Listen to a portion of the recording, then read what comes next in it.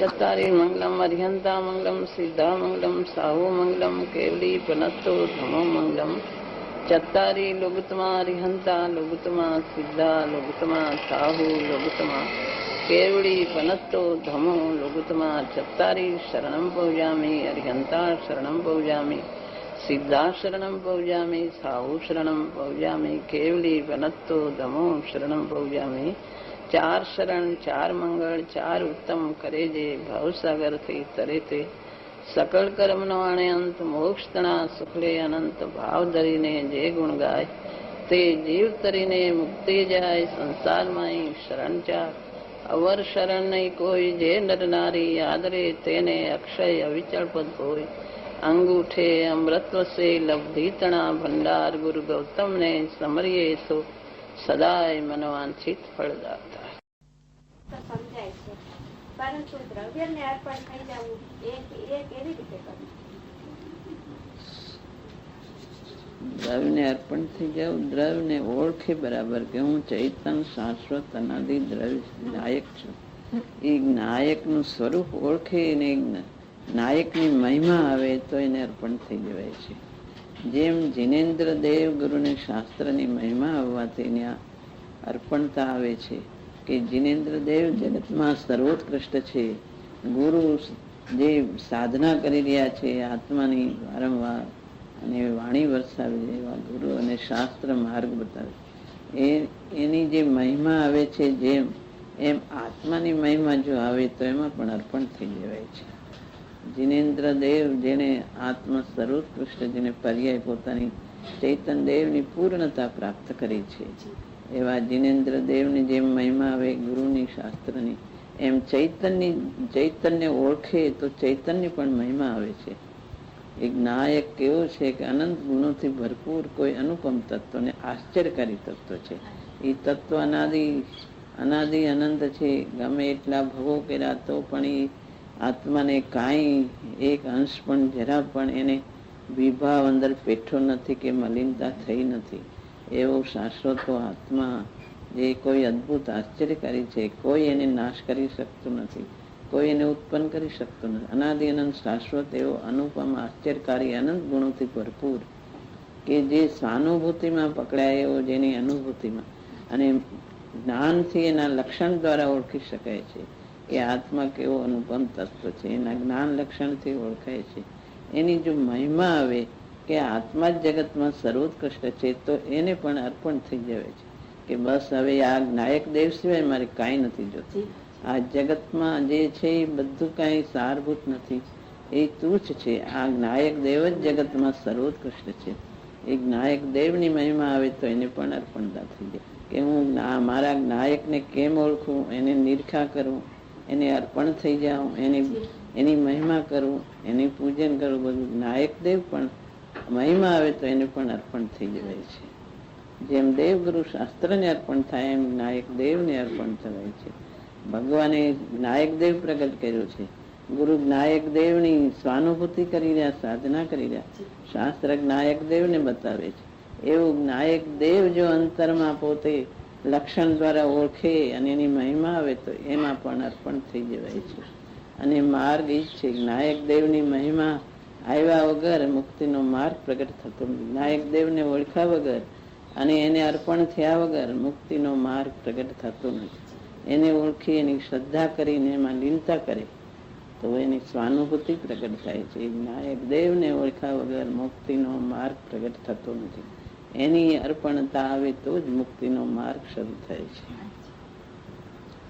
એને ઓળખવો એ જેનો પછી બીજેથી રાગ તૂટીને વિરક્તિ આવીને અંતરમાં જ અર્પણતા આવી જાય, આવી શકે એવું છે. નાયક દેવને ઓળખે તો અર્પણતા આવે છે. શાસ્ત્ર તો સામા દેખાય છે એટલે એની મહિમા આવે છે, પણ નાયક દેવ આ કહો છો ત્યારે એમ જ લાગે છે કે સાવ સહેલું છે, પણ આમ પ્રયોગમાં તો પ્રયત્ન કરવો મુશ્કેલ પડે છે. અનાદિનો અભ્યાસ છે તો સામે દેખાય જીનેન્દ્ર દેવ ગુરુ શાસ્ત્ર એટલે એની મહિમા આવે. આ દેખાતું પણ જ્ઞાન લક્ષણથી ઓળખાય એવો છે. અરૂપી છે એટલે દેખાતું નથી, પણ પોતે જ છે, કાંઈ બીજું નથી. બીજું હોય તો ગોતવા જવું પડે. આ તો પોતે જ છે. પોતે એને ક્યાંય ગોતવા જવું પડે એવું નથી, પણ પોતે સ્થૂળ ઉપયોગ થઈ ગયો છે, ઉપયોગ બહાર જાય છે. એટલે બહાર ઉપયોગ જાય એને પોતે સૂક્ષ્મ સ્થૂળ ઉપયોગને સૂક્ષ્મ કરીને પોતાને જ્ઞાન લક્ષણથી ઓળખે તો પોતે જ છે, પકડાય એવો છે અને એની અનુભૂતિ થઈ શકે એમ છે. અનંતાજીઓ એ નાયક દેવને ઓળખીને જ મુક્તિના માર્ગને પામ્યા છે, એની સ્વાનુભૂતિને પામ્યા છે. ઓળખાય એવો છે, પકડાય એવો છે, પણ પોતે પ્રયત્ન કરે, એની જિજ્ઞાસા કરે, ભાવના કરે, અભ્યાસ કરે તો એ પકડાય એવો છે. પકડાવ વગર રે પોતે જ છે, કેમ ન પકડાય? પોતાની ભૂલને કારણે પોતે અટકો છે બહાર, એટલે એની રુચિ બહાર જાય છે, એટલે પકડી શકતો નથી. જીવનું અસ્તિત્વ બોલવામાં કે શીખવામાં આવે છે, પણ અંદરથી તે અસ્તિત્વનું જોડતું નથી.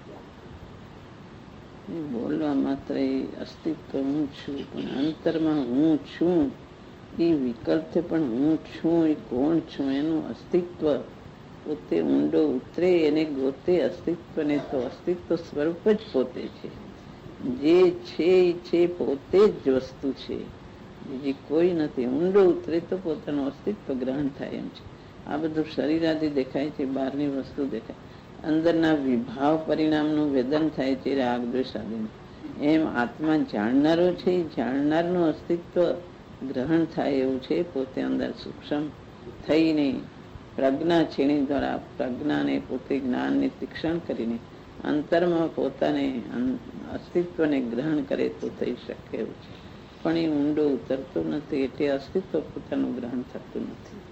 અસ્તિત્વ પોતાનું મોજૂદ જ છે, જે ક્યાંય નથી ગયો, ક્યાંય ખોવાઈ નથી ગયો. અસ્તિત્વ મોજૂદ છે, પણ પોતે ગ્રહણ કરી શકતો નથી. પ્રયત્ન કરે તો ગ્રહણ થાય એવો છે. મંદ છે, માટે ગ્રહણ થઈ શકતું નથી. પ્રયત્ન કરવાનો પોતાને રહે છે. વારંવાર એનો જ પ્રયત્ન કર્યા કરો, વારંવાર થાકવું નહીં, વારંવાર એનો જ એક પ્રયત્ન હોય તો પકડાયા વગર, ગ્રહણ થયા વગર રહેતો નથી. થાકવું નહીં, એને ધીરજથી આકુરતા વગર ગ્રહણ કરે તો થાય એમ છે. ભાવના પોતાની ઉગ્ર હોય તો પુરુષાર્થ થયા વગર રહેતો નથી.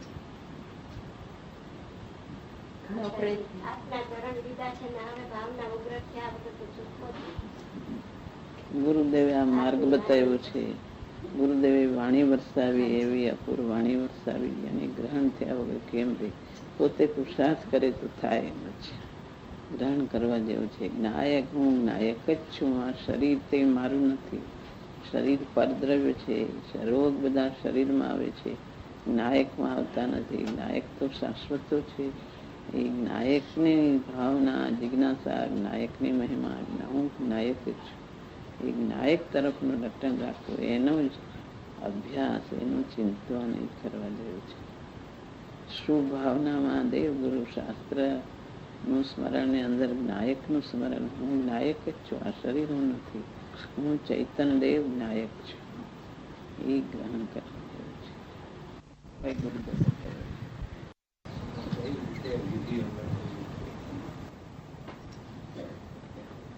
જ્ઞાન પ્રસિદ્ધ છે તો આત્મા થાય પ્રસિદ્ધ, પણ જ્ઞાન પ્રસિદ્ધ છે એને પોતે ઓળખે. જ્ઞાન લક્ષણ દ્વારા આત્માને ઓળખે તો પ્રસિદ્ધ થાય. આત્મા તો પ્રસિદ્ધ જ છે, પણ એ પ્રસિદ્ધિમાં લાવવો એ પોતે પુરુષાર્થ કરે તો થાય. જ્ઞાન પ્રસિદ્ધ લક્ષણ છે, એ લક્ષણ દ્વારા લક્ષને ઓળખે, દ્રવ્યને ઓળખે, એની પ્રતીત કરે, એમાં લીનતા કરે, જ્ઞાન યથાર્થ કરે તો પ્રસિદ્ધિમાં આવે.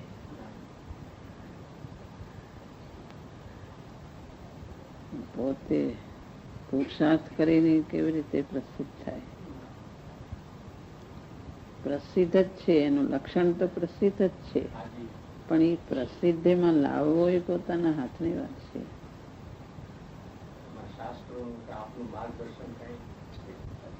શાસ્ત્રમાં ગુરુદેવે તો ઘણો માર્ગ બતાવ્યો છે, પુરુષાર્થ કરવાનો પોતાને રીતે. ગુરુદેવે સ્પષ્ટ કરીને એકદમ સૂક્ષ્મપણે જેવો હતો એવો માર્ગ ચોખ્ખો બતાવી દીધો છે. કે બહાર ક્યાંય રોકાતું નહીં, અંદર એક જ્ઞાન લક્ષણ આત્મા જ્ઞાયક છે એને જ ઓળખી લે. જ્ઞાન દ્વારા આખા જ્ઞાયકને ઓળખી લે, પણ એ કરવાનું પોતાને છે. એટલું અંતરમાંથી ન્યારું થાય, બધા વિભાવોથી છૂટો પડીને અંદર જ્ઞાયક લક્ષણને એકદમ એનું લક્ષણ દ્વારા પ્રતિદ્રઢ કરે કે આ જ્ઞાયક તે જ હું. એ જ્ઞાયકને ગ્રહણ કરે, જ્ઞાયકમાં લીનતા કરે તો જ્ઞાયક પ્રસિદ્ધ થાય. પરિણતિ બાર દોડે ને જ્ઞાયક પ્રસિદ્ધ કેવી રીતે થાય? પરિણતિને અંદર ઓળખીને વાળવી કે આ જ્ઞાયક છે, જ્ઞાયક તરફ પરિણતિને વાળે તો જ્ઞાયક પ્રસિદ્ધ થાય. પરિણતિની દોડ બધી બહાર થઈ રહી છે, અંતર તરફ પરિણતિ જાતી નથી, તો જ્ઞાયક પ્રસિદ્ધ કેવી રીતે થાય? પોતે પ્રસિદ્ધિમાં બધો વિભાવ લાવ્યા કરે છે, બધા વિભાવ ને રાગ ને દ્વેષ, સંકલ્પ ને વિકલ્પ, એની પ્રસિદ્ધિ પોતે કરે છે. નાયકની પ્રસિદ્ધિ અંદર પોતામાં જાય તો એ પોતાની પ્રસિદ્ધ થાય. તો પ્રસિદ્ધ જ છે, બીજો નથી કે પોતે છૂપો રે, પોતે જ છે. પોતે પોતાને ભૂલી ગયો, એક આશ્ચર્યની વાત છે. પોતે પોતાને ભૂલી જાય કેવી આશ્ચર્યની વાત છે. મોટું અંધેર થઈ ગયું કે બહાર બીજાને ભૂલી જજો, પોતાને પોતે ભૂલી ગયો, એ તો એક કેવું આશ્ચર્ય અંધેર છે.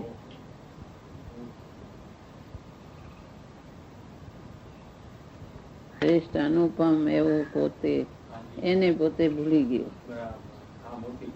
મોટી ભૂલ.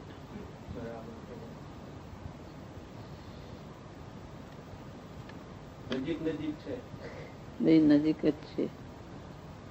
ભગવાનને ગ્રહણ કરતો નથી અને આ વિભાવને જોયા કરે છે, વિભાવને ગ્રહણ કરે છે.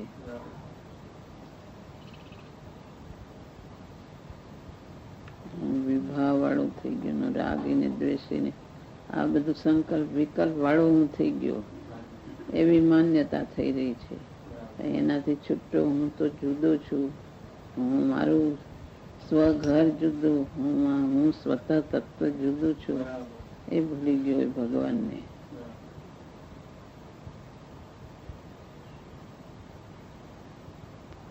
તો નથી તો આનંદ કાળ ગયો એમાં. નિજ નયનની આળસ રે નિરખા નહીં હરીને જવી. પોતે છે પોતાના નયનની આળસ, પોતે આંખ ખોલીને જોતો નથી, ભગવાનને નિરખતો નથી, એમાં આનંદ કાળ વયો ગયો. પોતે સૂતો છે, જાગતો નથી. ગુરુદેવે જગાડવા માટે બધા મંત્ર પડકાર કરીને જગાડતા હતા, એ જાગવું પોતાના હાથની વાત છે. તું પરમાત્મા, તું ભગવાન, તું જાગ. પ્રભાવ ચારે બાજુ, હિન્દી દેશને બધે દીક્ષાની તો ત્યાં જ એમને વાણિજ્ય સુધી હતી કે ગુરુ મળી ગયા. શ્રીમંત રોગાની મને બહુ શ્રીમંત રોગાને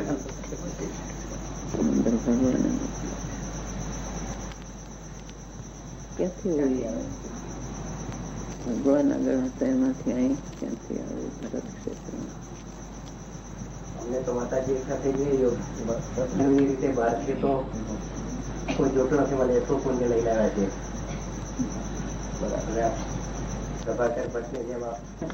એમને કેટલી વાણી વરસાવી છે, એમાં કઈ કોઈને બાકી ન રહે. આ તો તમને પ્રશ્ન ઉઠે એટલે જવાબ આપું છું.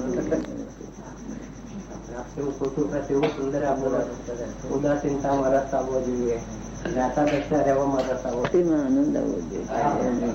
નિવૃત્ત સ્વરૂપ આત્મા છે, જે એનો સ્વભાવ છે, એવી જાતનો પોતાને આ રસ એની જાતનો હોવો જોઈએ. તો આત્મા એ રૂપે પરિણમિત કરે, તો એની પરિણતિ એવી રીતે.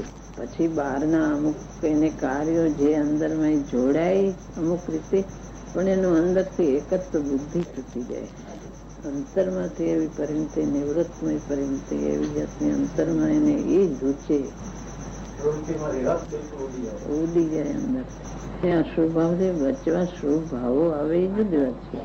તો અંતરમાંથી એને આનંદ, એમાં આત્માનો જે સ્વભાવ નિવૃત્તમય છે એમાં આનંદ આવવો જોઈએ. સ્વભાવ પરિમિતિમાં આનંદ આવે. જાણનાર રહેવામાં રસ આવવો જોઈએ. દરેક કરતા થવામાં રસ છૂટી જાય. જાણનાર રહેવામાં રસ. તો જાણનાર નાયક ઉદાસીન નાયક છું. પર પદાર્થનું હું કાંઈ કરી શકતો નથી, એના ફેરફારો કાંઈ કરી શકતો નથી. હું તો જાણનાર છું. છતાં એને અમુક રાગને લઈને કાર્યમાં જોડાય તો પણ એની મર્યાદા હોય છે. એનો રસ એવી એકત્વ બુદ્ધિ ન થઈ જાય કે એ પોતાને ભૂલીને એમાં જોડે એવું ન થાય. એની જ્ઞાયકતા ઉદાસીનતા એની મર્યાદા આવી જાય. કરતા બુદ્ધિ જીવને એટલી બધી એકત્ર થઈ ગઈ છે કે પોતાનું જ્ઞાયક પણ ભૂલી ગયો છે અને કરતા બુદ્ધિને એટલી બધી એને એકત્વતા થઈ ગઈ છે. કરતા પણ આમાં એટલો રસ લાગી ગયો છે. આચાર્યદેવે આખું કરતા કર્મધિકાર દીધું છે. ગુરુદેવે કરતા ઉપર કરતા કર્મ ક્રિયા એના ઉપર બહુ જ કરતા બુદ્ધિનો રસ એકત્વ બુદ્ધિ થઈ ગઈ. કેમ રુચિ આય કરવું ને શૂન્યતા લાગે એમ એને થઈ જાય. એ જીવન કેમ ગમે કાંઈ કરવું નહીં એવી જાતની શ્રદ્ધા કરવી એને મુશ્કેલ. પછી કાર્યમાં મૂકવું એક બાજુ. કોઈ ઓળખે નહીં. એક અંદર આમાં કઈ એક બેસી જાવ એવો અર્થ નથી, પણ એને એમ થઈ જાય એવી શ્રદ્ધા કરવી ને આખરી પડે એને પોતાને એમ થઈ જાય કઈ કરું તો શૂન્ય થઈ જાય. એવી જાતનું થઈ જાય. હા, કઈ કિંમત રહી કઈ ગણતરી રહી એવું એને થઈ જાય. છોડી દેવાની વાત નથી, પણ અંદરની શ્રદ્ધા અંતરમાંથી પલટો ખાવાની વાત છે.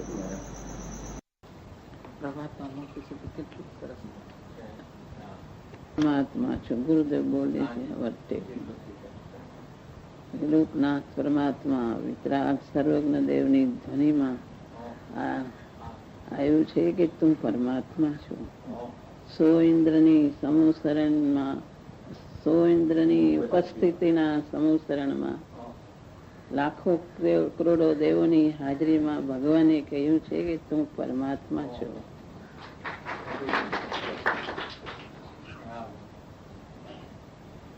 પણ ભગવાન તમે પરમાત્મા છો એમ તો નક્કી કરવા દો. એમ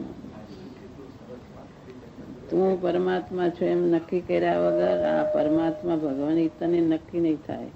નિશ્ચય નક્કી કર્યા વગર વ્યવહાર નક્કી થશે નહીં. ગુરુદેવા પડકારથી બોલે છે.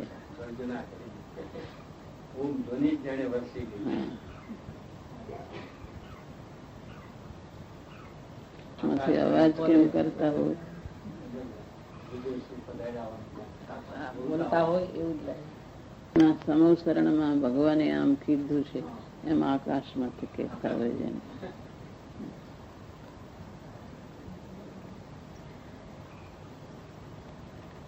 બિરાજતા હતા કણમાં ગુરુદેવ ની સ્મૃતિ બધે છે. નાયક ને ઓળખવો એ જ પ્રથમ છે.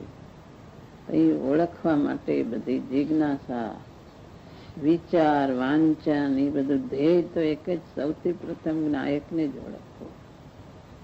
માર્ગ એક જ છે. નાયક ની રુચિ કરવી, નાયક ની મહિમા કરવી, નાયક નું જ્ઞાન કરવું, નાયક શું છે એનો વિચાર કરવો, એના દ્રવ્યગુણ પર્યાય શું છે, એનું સ્વરૂપ શું છે.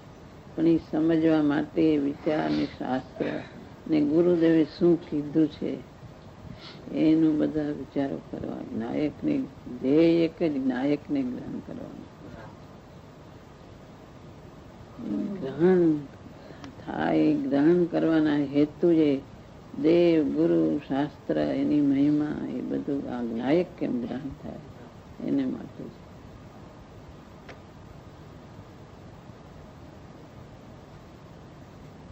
જીવનમાં દેવ, ગુરુ, શાસ્ત્ર નું રટન એ જ સર્વોત્કૃષ્ટ છે ને. બાકી સંસાર તો ચાલ્યા જ કરે છે.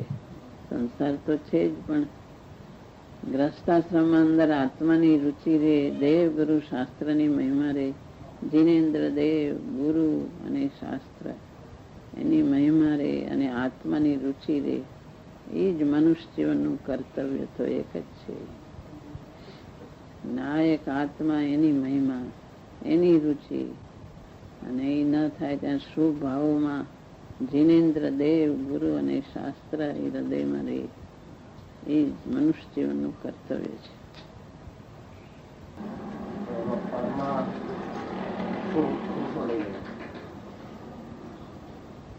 બધું પર નાયક સિવાયનું વિભાવ ભાવ પોતાની પર્યાયમાં થાય, પણ એનો સ્વભાવ જુદો છે, માટે વિકલ્પ પણ બધું એમાં લઈ લેવાનું.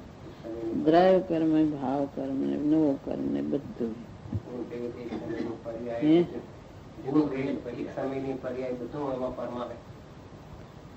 મુખ્યપણે આ દ્રવ્ય શરીર, દ્રવ્ય કર્મ ને ભાવ કર્મ, શુભાશુભ વિકલ્પ, એ બધું. ગુણ અને પર્યાય તો જે શુદ્ધ પર્યાય અને ગુણ, એને અમુક અપેક્ષા એ પર કહેવાય છે. વાસ્તવિક રીતે એમ પરમાં નથી આવતું. ગુણ પોતાના ચૈતન સાથે ગૂંથાયેલા છે, અને પર્યાય પણ એ પરિણતિ ચૈતનની પરિણમીને પર્યાય થાય છે, શુદ્ધ પર્યાય.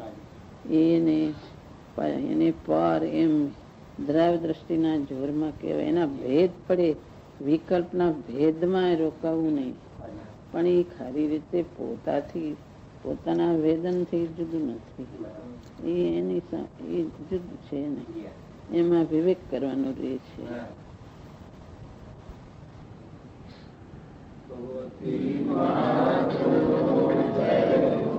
માતાજીની અમૃતવાણી.